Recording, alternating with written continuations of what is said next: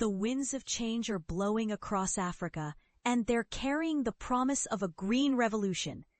But will the world let Africa seize this opportunity? The Africa Climate Summit in Addis Ababa this week is buzzing with hope as leaders gather to discuss the continent's burgeoning green economy, fueled by a surge in solar power and low-carbon investments. It isn't just about saving the planet. It's about transforming Africa's future. And this is the part most people miss.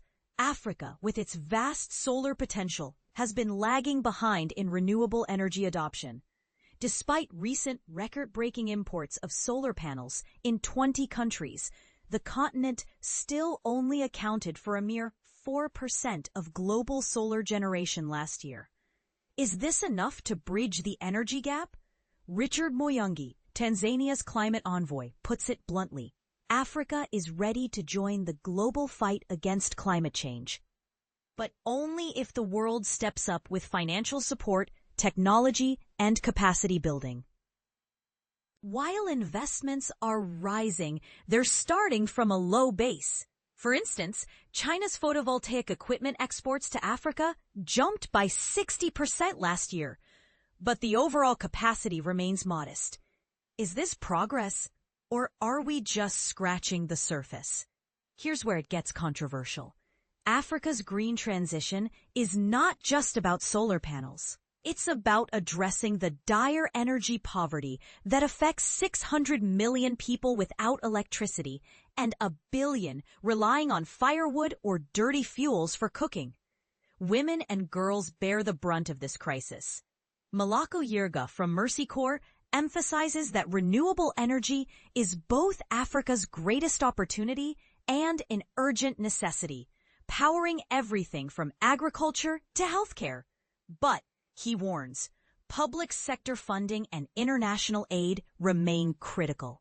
Can the private sector alone fill this gap?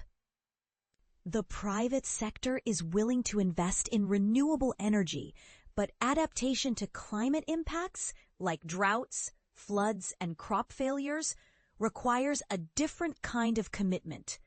A staggering $70 billion annually is needed for adaptation, yet only $15 billion was provided in 2023.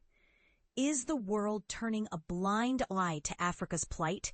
Former Senegalese President Macky Sall raises a provocative question. What happens if rich countries renege on their promises of official development assistance? Africa, which contributes only 4% of global greenhouse gas emissions, is already bearing the brunt of the climate crisis.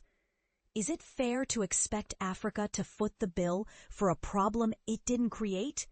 Adding to the complexity, Africa's rich mineral resources, cobalt, lithium, and rare earths are in high demand for renewable energy technologies. Yet, the rush for these critical minerals has led to human rights abuses, including child labor and worker exploitation, particularly in the Democratic Republic of the Congo.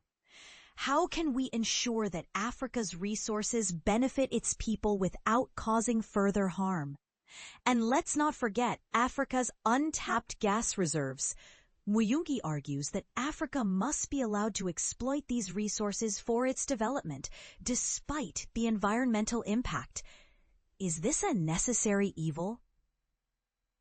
Or should Africa leapfrog fossil fuels entirely?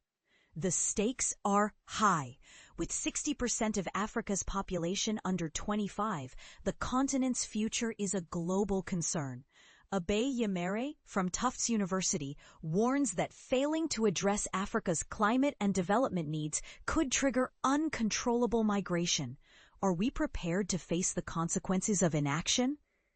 As the world watches, the Africa Climate Summit is more than a meeting. It's a call to action. Will rich countries step up, or will they leave Africa to fend for itself? The answers we choose today will shape not just Africa's future, but the world's. What do you think?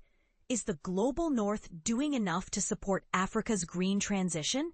Share your thoughts in the comments below.